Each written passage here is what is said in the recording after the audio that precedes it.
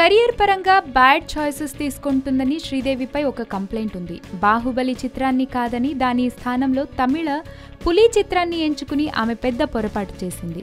బాహుబలి చిత్రానికి భారీ డిమాండ్లు చేసిందనే చెడ్డ పేరుతో పాటు ఆ పులి నిర్మాతలని బాధ పెట్టిందనే ప్రచారం జరిగి ఈమె ఇమేజ్ డామేజ్ చేసింది. ఇంగ్లీష్ తర్వాత 3 ఏళ్ల పాటు మరో సినిమా ఏదీ చేయకుండా వచ్చిన ఆఫర్లన్నీ రిజెక్ట్ చేసిన శ్రీదేవి మామ్ చేసింది.